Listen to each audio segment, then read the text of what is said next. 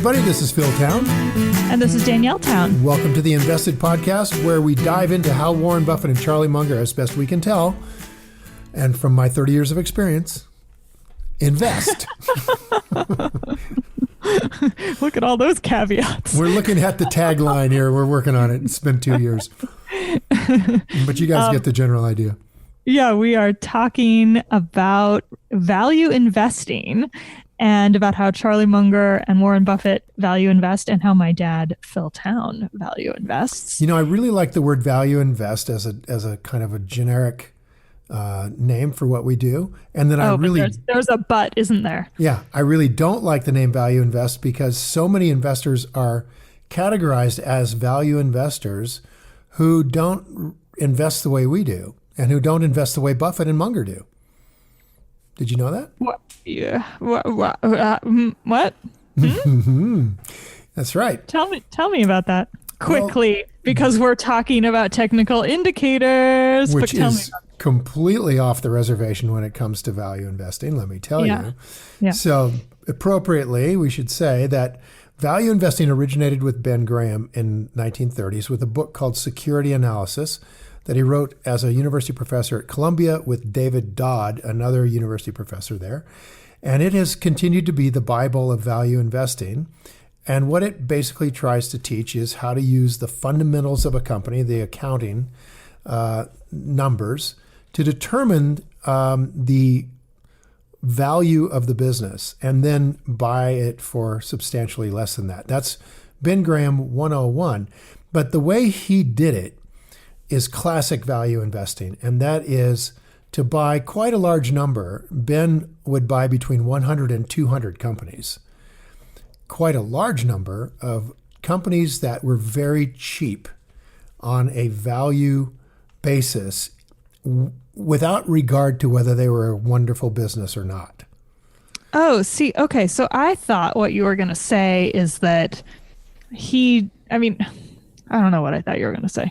Basically, what I think of as value investing is the way Charlie Munger and Warren Buffett do it. And what I think of as what Ben Graham did, which was the precursor to value investing, I think of that as maybe nobody else calls it that, but I think of it as cigar butt investing. And that's fair enough. Have I just invented my own lexicon? Am I the only one who thinks about it like that? Because I just think there's so many people. Warren Buffett has made this style of investing so famous, and it's so synonymous with him. Synonymous is the wrong literal word, but you know what I mean. Closely synonymous with him and he calls it value investing. So I guess I sort of imagine the other version, the older version, as not quite value investing. And maybe that's not technically accurate. There's probably an evolution here, but I think an awful lot of, quote, value investors buy a large number of stocks that they think are cheap, and they don't particularly worry about the quality of the company per se. Oh, really? And now, today, in 2018, they call themselves value investors. Yeah. Now, I wasn't aware of that. Now, there are very few investors that do it the way Ben Graham did it, because it's almost impossible to find 200 companies that would be available at the price that Graham was paying. So Graham's way of investing is often called net. It's essentially you're looking at a price less than working capital. Dear. Essentially just saying, when you take the cash of the company, subtract the debt, right? Just the cash of the company and subtract the debt, what you have left there, buy the company cheaper than that. And you can do that during a depression and a world war. Very difficult to do that during times of an expanding economy that we've been in ever since World War II. So those deals don't exist anymore. And when Buffett made the transition to what we would, I think, correctly call value investing today, what he added to this was that the company should be a wonderful business and that you should hold it for a long, long time, maybe forever. What does he mean? What does he mean by wonderful business? Buffett means a business that he sometimes uses the word business franchise, that they have a niche that they can defend aggressively. As you know, what Charlie says, right, about a moat, that it's a durable competitive advantage. That's what they mean by a wonderful business, that it has this extraordinary, durable competitive advantage, that the company has such good management that they keep enlarging that durable competitive advantage every year. And it gets more durable and a bigger advantage. So a Coca-Cola-like advantage. That's what they call wonderful. Ben didn't particularly care about how wonderful it was. He just wanted to buy it super cheap, cheaper than the cash in the company.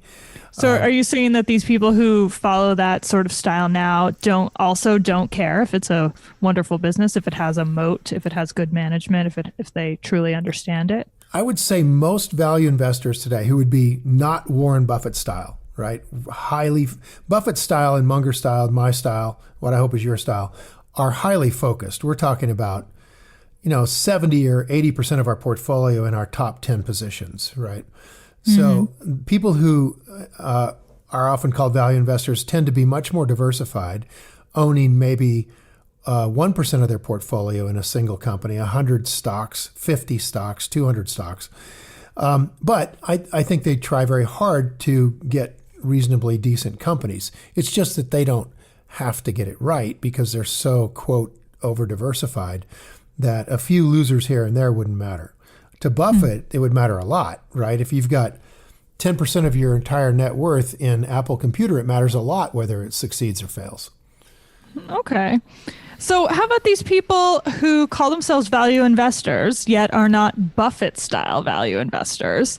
Do they use these technical indicators at all, or are they still like, no, that stuff is all fake and clouds, and we can't rely on any of that stuff? I would say the preponderance, by that I mean the great majority, are going to argue that this is soothsaying cloud watching and basically useless. So they're in line with the Buffett thing. Yeah. Buffett adds this additional protection, and then probably because of that additional protection finds it much harder to find companies to buy, and therefore owns far fewer companies, but feels safer doing so. Yep. I would agree. Also, there's another big distinction, and that is that, quote, diversified value investors tend to not stay in companies forever. These companies, they hope, go up to their intrinsic value from the on sale price they bought it at, and then they get rid of it and move on. And these people are almost all fund managers. They're almost all trying to beat the index. And I would say by and large, they don't massively beat the index. I think value investors have a bit of a better track record than investors who just bank on Facebook going up, but not a lot better track record. Right? It's just the Buffetts of the world. It's the Buffetts and the Mungers and the Ruanes and guys like that, Rick Guerin, who really restrict their choices for buying companies and know a lot about those companies and watch them and own them for the long term. And I think that's where the big returns come from. Charlie said you change 15 investments in Berkshire, you don't have that rate of return at all. You change 15 investments and you don't have that rate of return. In other words, Berkshire, let's say, is ballpark average 20% a year growth rate. Charlie's saying if you remove just 15 companies from their investment portfolio, you would have a market return at the market. Do you mean over their entire investing career, or do you mean right now? No, over their entire investing career. Oh, that makes more sense. Okay. So I was thinking, they probably only own 15 companies. So if you change those, you're right. That would make a huge difference. Over the entire time that they've been doing, that would be. Right. And that's actually really saying something very important, because people who diversify across 100 companies, they could never say that. There are no 15 companies which even had any significant impact on their portfolio, almost certainly because they don't own enough of them to have an impact. And as a result of not owning a very small number of businesses that you hope do well, you own a large number of, let's say, reasonably good businesses. Hey, man, I'm sorry, but you are the market. You just became the S&P 100. Well, yeah. So for those of us trying to track those people in very, I don't know the right word. What, to clone them? No. Just to keep tabs on them. Right, to keep tabs. I like to clone, but you can call it keep tabs. Oh, no. I thought you were talking about the people who own a huge number of companies and are essentially the S&P 500. I am. And okay. I would clone some of their stuff. You would, even though they own a whole bunch of companies and you only want to own a couple? Yeah, just because of this. Many of these people are really good investors, okay? They know a good company from a bad company. Mm-hmm. And the fact that they don't particularly beat the market in the long run isn't because they don't know a good company from a bad company. It's because they over-diversify. Mm-hmm. And so that doesn't mean they're not picking some real good ones in there. So figure it like this. You can look at 8,000 companies across North America, or you could look at the ones this guy's buying. There's only 100 of them. Now take that list and find the handful that are really good that you really understand. Mm-hmm. That's hard. But it's hard. It's less hard than looking at 8,000. Yes, that's true. So that's true. Anything you can do that will reduce the number of companies you're looking at to those which are in your circle of competence, right? They're in your wheelhouse. And knowing that somebody halfway decent is buying those companies is really useful. I'd love to clone. And Charlie Munger loves us to clone. Charlie has said that, that's one of the very best ways. He said there's 3 ways. I don't know if I ever told you this. Let's try this out. Charlie said there's 3 ways to build a really great portfolio based on what other people are doing. Oh, no, we have not talked about that. We're supposed to talk about technical indicators. But all right, tell me. Okay. Yeah, everybody right now is going, shut up about technical indicators because we want to know what Charlie said. I guarantee you. So everybody right now is going, you guys never stay on topic.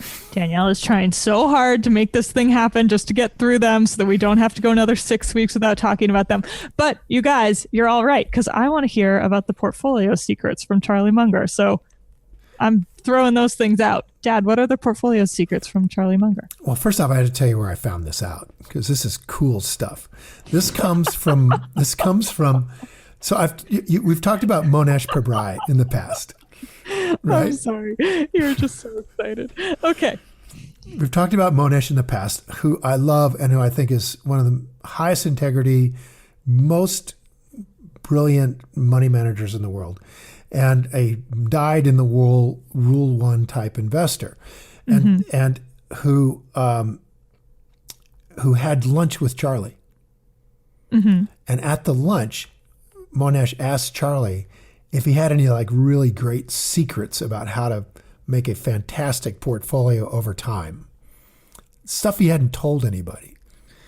And Charlie goes, yeah, which I think is pretty cool. Yeah, I got one. I got 3 actually.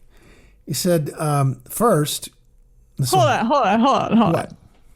So he tells Mohnish stuff he's never told anyone. And then Mohnish goes out and tells you and everyone? Well, he didn't tell me directly. Mohnish just put it on a YouTube video and spit it out there. Oh, okay. All right. It was an interview with somebody, I forget who, that he talked about this, and it was brilliant. Okay. All right? So part of it we already know. Number one, we already know. Clone really good investors. Okay. So copy the best investors. So when they go into something, if you can find out that they're going into that thing, they're buying into it, that's a huge, huge advantage. It's like having one of the best investors in the world call you up and say, hey, Danielle, I'm buying Apple Computer. I'm buying a lot of it. Yeah. So you told me that, and we put it in our book, InvestED, and we said we call them our gurus, right. The investors that we look to who we think are doing a great job out there. And we can see actually what companies they're buying because they have to publicly file with the SEC what companies they're buying. Right. So that's a great way to do it. Check that box. And I actually didn't know that Charlie was all gung-ho on that until Mohnish had lunch with him and had that little interview. Because I've heard Warren Buffett talk about that. I've heard Prem Watsa in Canada talk about it. Obviously, Mohnish is a huge cloner, loves to talk about it. But Charlie, never a word that I ever heard. Okay, so copy other great investors. Number 2, buy cannibals. Buy cannibals. Cannibals. So cannibal companies? Companies that are cannibals? Yes. Companies that are cannibals, which is probably not exactly the right word, but it's close enough. It's companies that are eating themselves. I was wondering if you were going to say eating themselves or eating other companies. They're eating themselves. So that's probably not cannibal, whatever that is. Probably a really terrible thing. Probably some terrible word for that. It is, I'm sure. How are they eating themselves? They are taking excess free cash, noticing that their stock price is significantly underpriced relative to the value, and then they're taking the cash out of their equity and buying their own stock. And when they do that, they're retiring big blocks of stock. So, for example, Apple has thought itself to be substantially underpriced for quite some time and has been buying back its own stock, particularly urged on by several big investors. And since 2013, it's eaten 20% of its own company. And what that means is that investors who own the stock in 2013 now own 20% more of the company than they did then without having to spend another nickel. Right?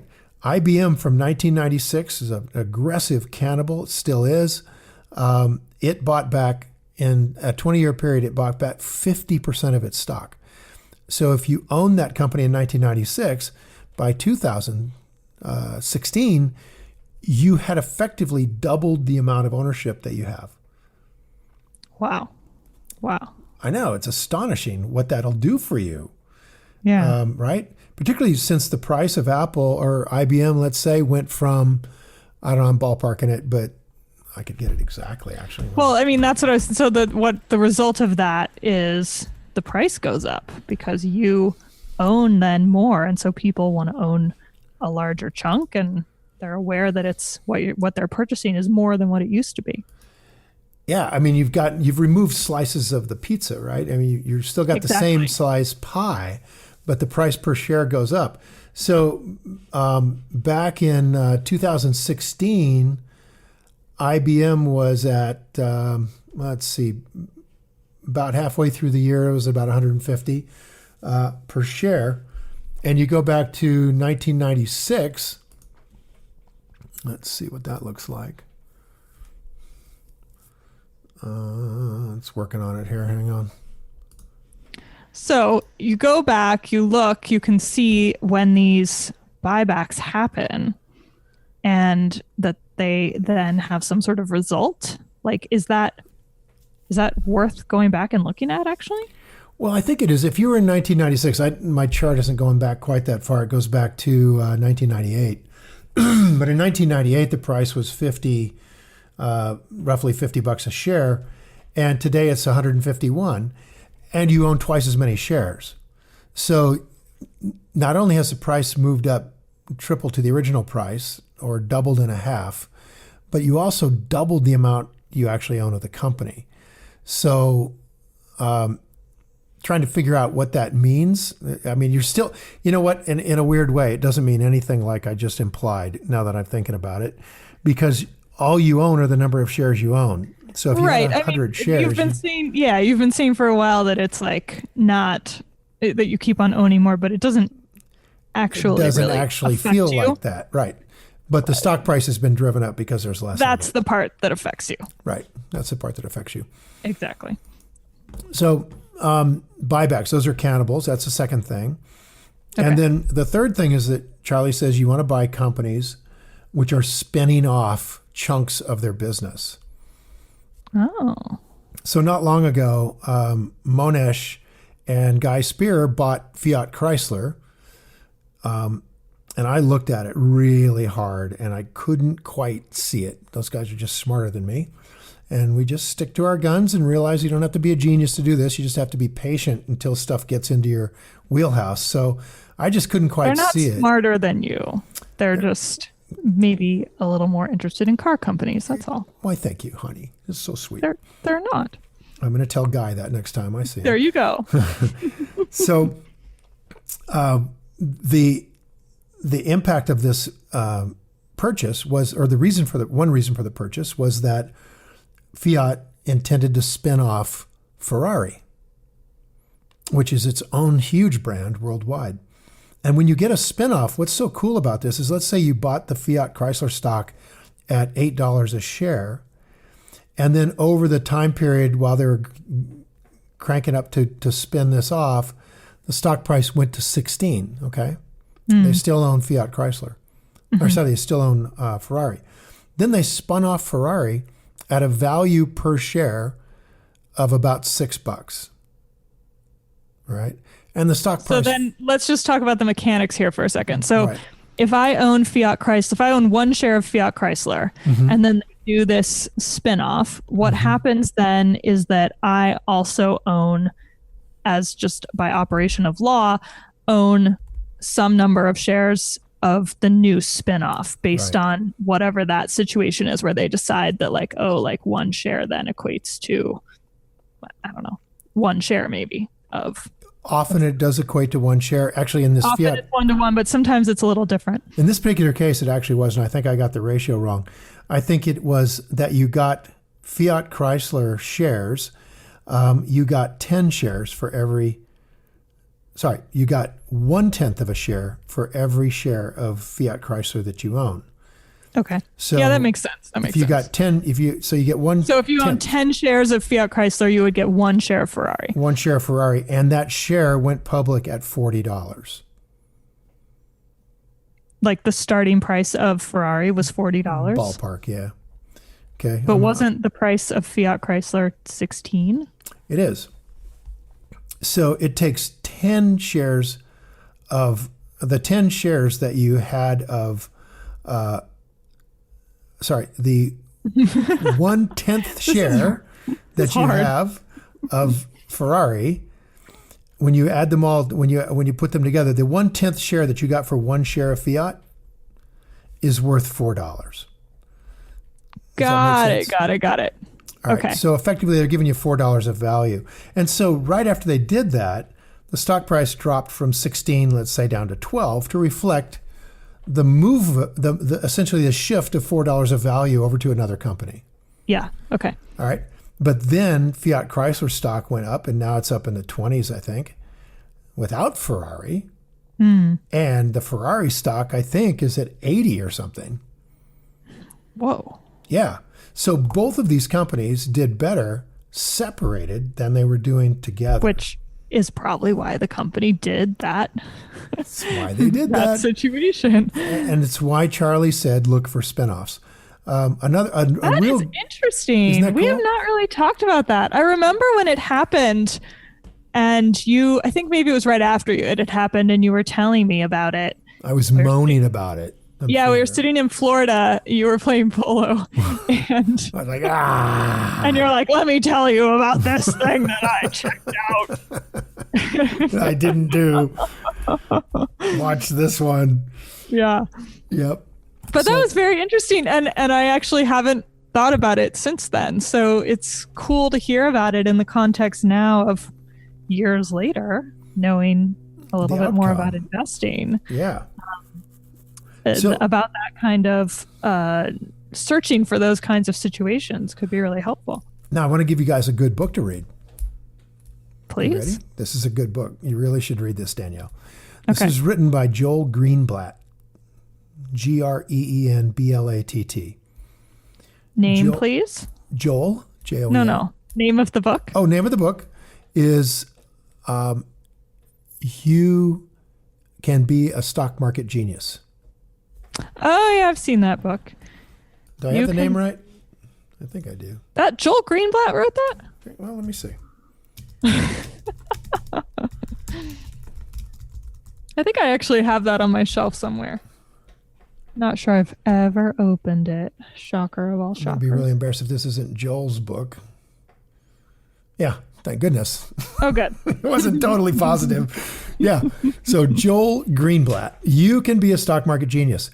Uncover the secret hiding places of stock market profits. Fabulous. Now, to put this book in context, when Joel wrote this book is over 20 years old. Oh, I didn't know it was that old. Yeah. Wow. When he wrote this, he was making about 50% a year running a fund. Jeez. Oh, he was just killing it. Since that time, he has sort of just chilled out. He's a professor, I think, sometimes prof at Columbia. He's a really famous guy and a really super investor. Doesn't work at it like he used to. But this book is fantastic, and you really need to read it and focus on the chunk of it that's written about spinoffs, because Joel loves these spinoffs. Oh, interesting. Okay. And they have been the source of a lot of great success. Because often a company that spins off a subsidiary, particularly when that company's stock is undervalued already, they're unlocking value both in the parent company and in the spinoff company. And you get the spinoff company for free. So yeah, that's amazing. Man, that's really a double whammy, right? When you're getting it from a company that's already on sale. So I would strongly urge you to look at these three things. Charlie said, basically, if you were to be a professional fund manager and you wanted to be really successful, these three things would create the basis of your great success running somebody else's money. How would one seek out upcoming spinoff opportunities? Is it just through the news? No, well, yeah, but you got to be all over the news to find it all. So like many of these things, you would Google spinoffs website. And you'll find a website called stockspinoffs.com. And you click on that little guy right there. And you have an entire website for free dedicated to spinoffs that are going on, where people are writing about it. So here's La Quinta is spinning off a chunk of their hotel chain. It's just lots. That's amazing. There's a website for every bloody thing in investing. It is the craziest thing. And it's so helpful. And it's so amazing to me that we live in this world where literally when you were like, 20, whenever you would have maybe started doing investing stuff. When I was your age. I don't know if it was when you were, I'm going to say that you had to go to the library to look up annual reports and stuff. 1981 to the library. Was that true when you were 35? I was, whatever that was, 33, I think. Okay. Yeah, about 33. And I just remember my good friend, this family, Michael and Linda, and they're great friends. And Michael is way into this and comes from a fairly wealthy family. And he would pay Value Line, I think it was $50,000 a year. What? To get the data. Yeah, so I went to the library. Yeah. I mean, I could see somebody who is a professional paying something like that, but like a private person, that's amazing. Yeah. I mean, look at the change in value. You gotta make a lot of money to make that worthwhile. And here's what's I know. Really and crazy. By the way, here we are complaining. I constantly am complaining to myself in my own head of the cost of the Wall Street Journal and like the occasional paid website that I pay for because they have good info. And I'm just like, all grumbly about it. Exactly. And by the way, Value Line remains, just the really creme de la creme of data, very focused on, on a smaller number of companies than the 11,000 that are running around North America, but still really good. And I think they're $1,000 now. So compare that to 1981, when $50,000 is $100,000 in today's dollars, compared to $1,000 as a kind of a guideline on the democratization of information. Mm-hmm. I mean, to me, this is as astonishing as the printing press in terms of the democratization of knowledge. I agree. I mean, the more I get, the thing is, like, this world is not accessible to many of us. Like, people listening are not included in that because you guys now know about this stuff. But back when I did not know about this, I had no clue that there was this whole world of information. And now that I'm seeing it and engaging with it and realizing that, yes, it is worth paying for, and there's so much that's free, and there's like incredible stuff if you pay like really a small amount of money, as you're just saying. It's just amazing. Like, let's take a minute and be thankful and be grateful for this. Yeah. It's amazing. It's stunning. And honestly, the way that information is conveyed from people who know it to people who don't is almost medieval. I mean, when you think about it, it's like right now we've got some guys taking timber off of one of our properties. And we went out and talked to them the other day to see who's driving these huge machines like out of Avatar, right? I mean, I've almost felt like the really bad guys in Avatar. And, these huge bulldozers and these huge machines that the wheels all go different directions. I don't know. And obviously watching these guys zoom around in the forest and ripping trees and doing it, they really have to know what they're doing. And I'm pretty sure there's not like a trade school where you go and learn this. And so I asked one of the guys who owns it, how did he learn? And he was, well, I learned from my dad. Really? Yeah. Oh, that's sweet. And sure enough, one of the guys on another crew, I go over there and he gets out, he's a young guy. And I said, so how did you learn this? He says, I learned from my dad. I said, who's your dad? Wow. Oh, that's my dad over there. The guy you were talking to. And then the other guy in the other cab was his cousin. Okay.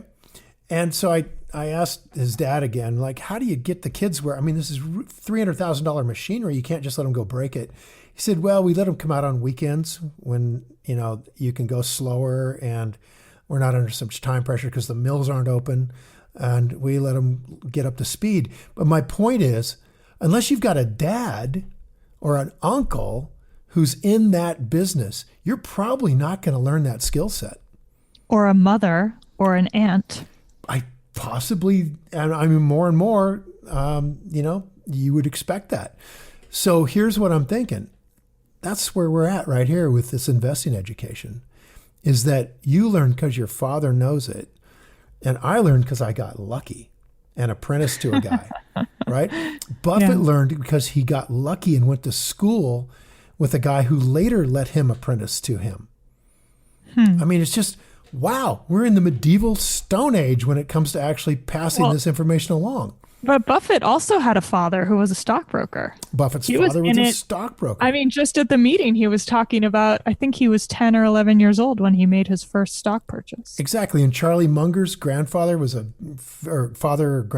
judge and loved investing and got involved in investing. The only way Buffett was able to do that as a kid was because his father was a stockbroker, and he could just say to his dad, "Hey, Dad, can you go to?" No kid would have been able to do that back then. No, and it doesn't just. I mean, I remember very well your grandfather trying to get me interested in this sort of thing, just looking at Chevron oil stock prices in the newspaper because he worked for Chevron Oil and he had some stock in Chevron, but my dad didn't know anything about it. So he couldn't answer any questions. I didn't even know what questions to ask. And of course, I'm looking at this really horrible welcome to newspaper. My world, Dad, where I started out not knowing what questions to ask. See, it's a real, I love that you said that. Do you see what a major wall that is? Yeah. When you don't even, you have somebody in front of you who knows stuff and you don't know how to get it out of them. Right. You just literally don't know how. Thus, the apprenticeship. And right now, that's what we have. We have apprenticeships. And it takes a while, doesn't it? I mean, we've been at this for it takes a while. Once a week for about 45 minutes for pushing. I thought you were going to say for about 45 years. No, not that long. Just the last couple of years. But the questions, you're now really getting comfortable and you're making good investments. And I'm thinking this is to a place where this will probably be a lifetime practice for you. But definitely, that doesn't happen overnight. It's a process that you've gone through where I'm standing by you this whole way to kind of get you there, which just seems very apprentice-like to me, which is, of course, how I learned as well. I spent a year as an apprentice. It is very apprentice-like, and you're exactly right. It has taken a while. It has taken several years, and I feel confident. I feel like there's a lot to know still, but good Lord, there's just no comparison to how I felt. There's no comparison in what I know But even more importantly to me, there's no comparison in how I feel from a couple of years ago. So I'm gonna suggest something to everybody who's listening, that you have more tools now than I had, and more tools even than when Danielle started. And one of those tools is the newsletter that Danielle has created on her website at danielletown.com. And the newsletter, I will tell you from having a number of people read it who are our students, is simply fantastic. And in particular, when my brother, your uncle, who's an extremely good investor, says this is really, really good, he means it's really, really good. Thanks, Dad. That's really nice of you to mention. I just read your latest newsletter, and I'm telling you, it is just fantastic about the Buffett weekend. And I just really strongly recommend you guys read it. It doesn't take very long. It only comes out once a month, so you're not going to be inundated. And I would strongly urge you to get on the list. Well, that's very kind of you. I appreciate you saying that. And yeah, it's really fun. I want it to be great content, not too often, and just really giving a good sense of what investing practice looks like and resources. And I think what you guys have learned here on the podcast is that Danielle, as an apprentice, is a really good screener for information that's going right through unchallenged. And as a result, what she puts together, I think, is some of the finest writing about how to invest that anybody's ever done. And that includes the book InvestED, and that includes her newsletter. So I'm going to just encourage you guys, if you want to sort of be able to look over the shoulder of someone who's a very, very attentive apprentice, then that's a great place to go. Oh, Dad, we didn't plan this at all, and I feel very touched that you're bringing it all up. And I think on that, we should just say that next week we will talk about the MACD and stochastics and finish up this little detour we're making into technical trading, so you guys will know that it exists. So my apologies for not getting back on that, but I thought the information about Charlie was pretty important. I did too. And I have a theory why it's so difficult for us to finish this technical indicator thing. It's because we really don't care. We really don't care. It's not important. We're doing it because it was something you brought up and it was interesting and weird, and yet we just keep somehow not getting through it. So I know it. And yet I want to do it. And part of the reason is because I do too. If we ever get around to talking about options or trading or anything like that, to the other kinds of things that Buffett is very, very good at, then this stuff will kind of kick in, but not yet. And so we'll just kind of finish this up next week and move on. No. I was at your workshop, I guess last month, and somebody, as they always do, said to me, when are you going to start learning options? Because that's a huge thing that you teach, and it's incredible. And I was like, you know what? Actually, I can almost think maybe I would do something like that. What a journey that's been to that point. Yeah, no kidding. So, yes. All right, cool. Well, we'll get there. So, until then. All right. Time to go play. Thanks, everybody. See you guys. Bye. Bye.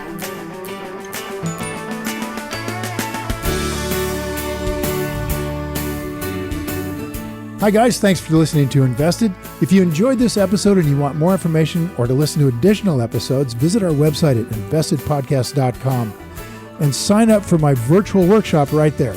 Spots are definitely limited for this event. I'm not kidding, they really are. They sell out very quickly. So everything discussed on this podcast, by the way, is either my opinion or it's Danielle's opinion.